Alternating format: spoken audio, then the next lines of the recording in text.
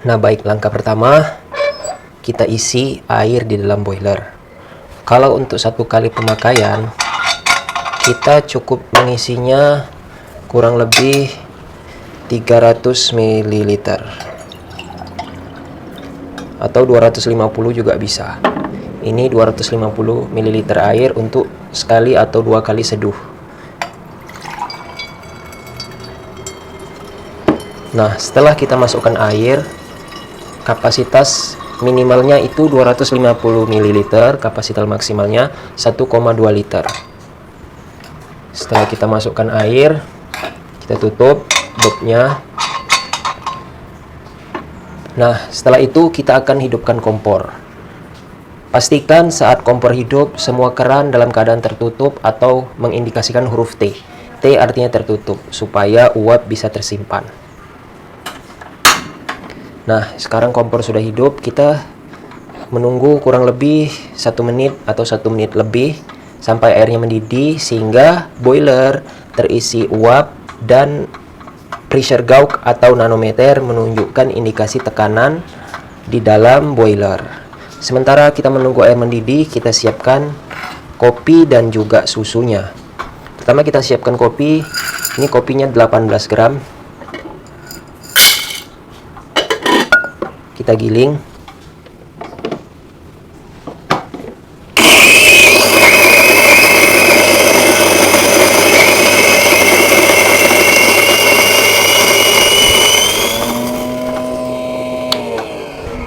Kemudian kopinya kita masukkan ke portafilter ini.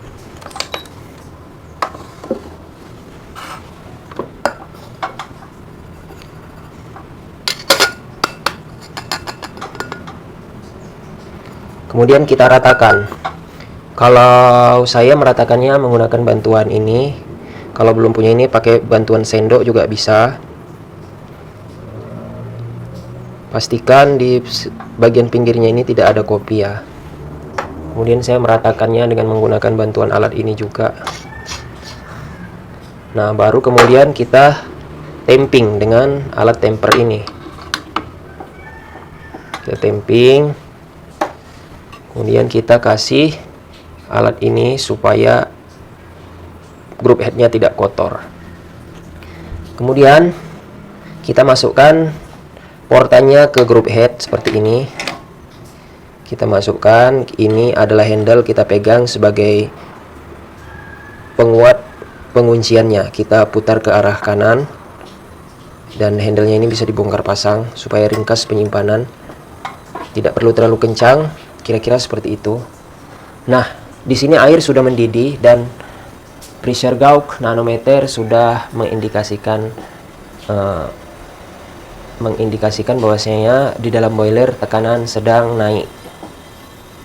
Nah, kemudian kita siapkan susunya. Di sini saya menggunakan susu full cream, full cream merek Greenfields. Terserah kita mau menggunakan susu apa. Boleh menggunakan susu UHT atau susu full cream atau susu oat milk. Ya terserah, tergantung menunya ya. Nah, kemudian karena aku suka yang agak sedikit manis, maka aku tambahkan karamel di susunya.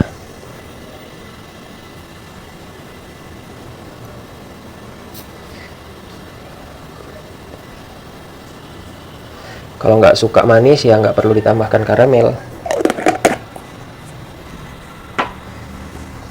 Nah, sembari dia menunjukkan angka di 2 bar, kita bersiap-siap untuk mengekstraksi kopi. Kita siapkan gelas terlebih dahulu. Nah, nanometer sudah menunjukkan 2 bar, artinya dia sudah ready untuk mengekstraksi kopi. Di sini sebelum mengekstraksi kopi, kita masukkan dulu air dingin. Kurang lebih sebanyak 15 ml atau 10 ml. Fungsi air dingin ini adalah sebagai cooling system.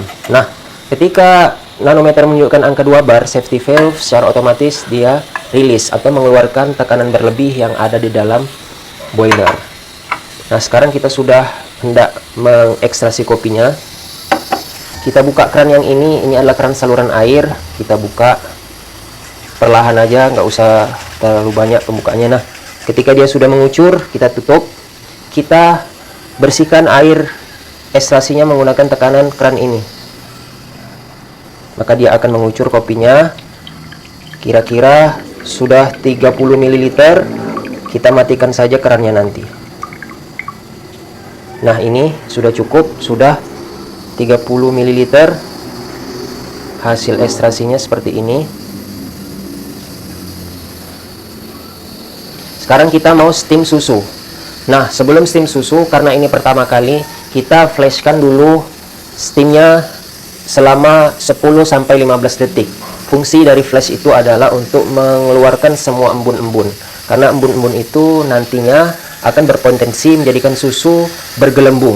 Jadi kita keluarkan dulu embun-embunnya, kita flash selama 15 detik.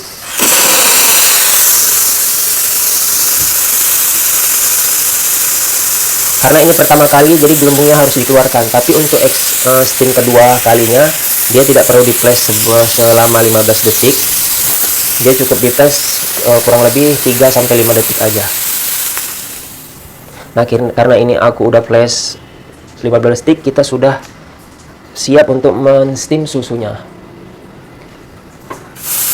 Untuk men-steam susu bisa di 2 bar, bisa di 1,5 bar. Nah, aku kali ini hendak men-steam susu di tekanan 2 bar. Kita tunggu sebentar lagi sampai dia menunjukkan angka 2 bar nanometernya. Saya rasa ini sudah cukup. Sekarang kita steam susunya. Bismillah. Nah, perhatikan untuk men-steam susu, yang pertama kita harus stretching dulu untuk membentuk foamnya.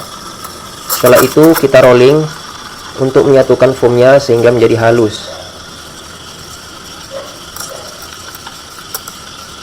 Kurang lebih 30 detikan, atau kira-kira suhu susu itu di angka 70 derajat. Nah, ini sudah. Kita jangan lupa kita lap, lalu kita purge. Nah, sekarang kita bisa menyeduh. Saya suka dikasih coklat. Nah, saya mau buat mochaccino ini. Nah, sekarang kita mau puring di sini. Nampak nggak ya? Di sini. Bismillah. Karena ini sudah selesai, kita matikan aja kompornya. Nah, sini kita mau puring. Kita mau buat pattern basic aja. Nah, untuk hasilnya seperti ini ya. Maaf tadi telepon saya overhead, jadi tidak terekam sepenuhnya, tapi ini hasilnya bagus ya. Hasilnya seperti ini, bisa untuk latte, bisa untuk cappuccino. Untuk hasil steam susunya, ini sisa susunya karena gelasnya ukuran 250 ml. Sebenarnya bagusnya gelas ukuran 350. Nah, setelah seperti ini, sebentar. Nah, saya akan mencoba hasilnya. Bismillah.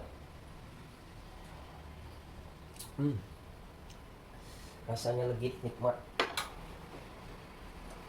Untuk penggunaan susu bebas, mau menggunakan susu UHT, menggunakan susu fresh milk, atau menggunakan susu oat milk seperti ini. Kalau menggunakan susu kental manis, itu susunya itu kalau aku sih 65 gram, kemudian dikasih air sebanyak 250 ml, dikacau.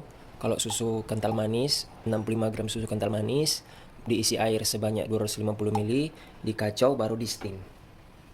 Nah, seperti itu juga bisa. Kemudian langkah selanjutnya adalah prepare pembersihan dari penyelesaian ekstraksi kita. Nah, di sini ada kopi yang sudah kita ekstraksi tadi, maka kita buang kopinya. Bukan hasil dari ekstraksi kopinya. Untuk hasilnya cukup kering ya, kering. Di sini kita tuang. Nah, ini dia hasilnya. Hasilnya kering, tidak gosong karena sudah ada cooling system tadi. Nah, kemudian ininya kita bersihkan. Nah, sisa air yang ada di dalam ini kita kuras dengan cara membuka keran yang ini. Pastikan sebelum membuka keran Dalam boiler ada tekanannya, bisa dilihat dari nanometernya. Di sini menunjukkan tekanan setengah bar. Maka kita akan membersihkan sisa air. Karena kita sudah selesai ekstraksi, maka kita bersihkan sisa air yang ada di dalam sini dengan cara seperti ini kawan. Kita buka sedikit aja, tidak perlu buka full. Nah, maka dia akan menguras air dengan sendirinya. Disebabkan dia memiliki tekanan, dia akan menguras air dengan sendirinya. Nah, seperti itu saja. Mungkin ada pertanyaan, nanti akan kita bahas di kolom komentar atau di via chatting. Di sini ada handle. Nanti safety valve ini akan otomatis aktif ketika tekanan 2 bar. Boiler ini aman menyimpan tekanan di angka 4 bar, tapi demi keamanan sama-sama kita men-setting safety valve di tekanan 2 bar. Maka safety valve nanti akan aktif secara otomatis demi mengupayakan penstabilan tekanan di dalam boiler. Nah, adapun keran yang ini berfungsi sebagai pembuangan uap secara cepat. Nah, ini sisa airnya sudah terkuras semuanya. Jadi air di dalam boiler sudah tidak ada lagi karena sudah dikuras melalui keran yang ini. Tapi masih ada sedikit lagi sisa-sisanya. Nah, untuk mengeringkan sisa-sisa itu kita hidupkan aja kompor supaya dia memuai. Air sisa walaupun sedikit itu bisa memuai. Tapi ketika kita hidupkan kompor, kita buka keran yang ini aja, kita buka. Nah, kurang lebih sekitar 15-20 detikan itu sudah cukup. Hidupkan kompor 15-20 detik untuk mengeringkan sisa air yang ada di dalam boiler. Nah, kira-kira ini sudah 15-20 detik. Kita matikan kompornya.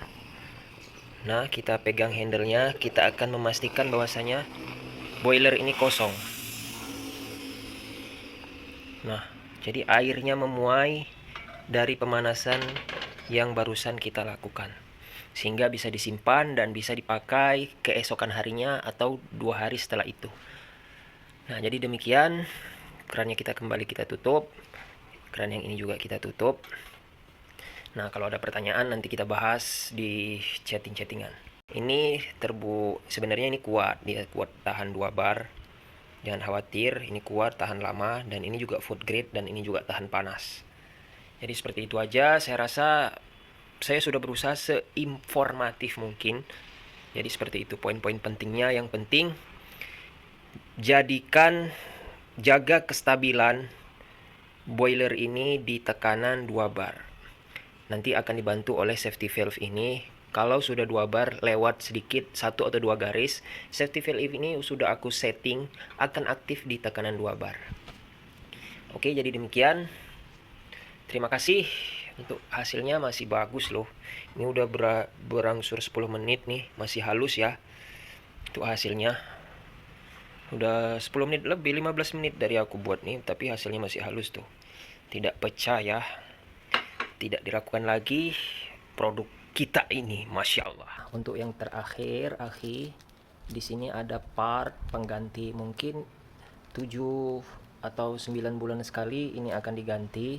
Di sini ada. Di sini namanya silikon. Fungsinya adalah untuk menutup aliran sehingga alirannya itu tidak keluar.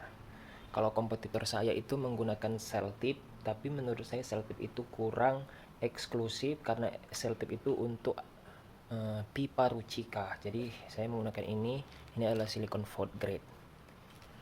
Jadi cara memasangnya itu nanti seperti ini. Nanti kita pasang di sini. Nah, gitu. Cara memasangnya saya tunjukkan caranya. Di sini nanti udah ada sticknya. Sticknya 1. Nah, untuk cara pemasangannya seperti ini, akhi. Kita ibaratkan ini itu adalah part yang bagian sini atau yang bagian manapun. Caranya adalah kita menggunakan bantuan jari seperti ini. Kemudian kita menggunakan bantuan stick ini.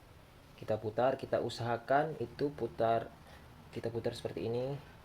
Kita usahakan ini itu presisi. Nah, cara mempresisikannya kita tinggal putar-putar seperti ini. Kita dorong sehingga membentur ring yang ada di sini. Nah, di sini sudah presisi. Nah, ini nanti akan berfungsi sebagai tekanannya itu nggak keluar. Jadi seperti ini. Dengan adanya bantuan ini, dia merekat secara sempurna. Mungkin ini akan diganti setahun lah kalau pakai sendiri mungkin. Ya, semoga ini awet. Demikian aja. Untuk partnya nanti ada di sini, saya satukan dengan bonus-bonusnya juga. Ada 3 bonusnya. 4 ini yang 3 lubang, kemudian ini temper, kemudian part ini yang terakhir bonusnya adalah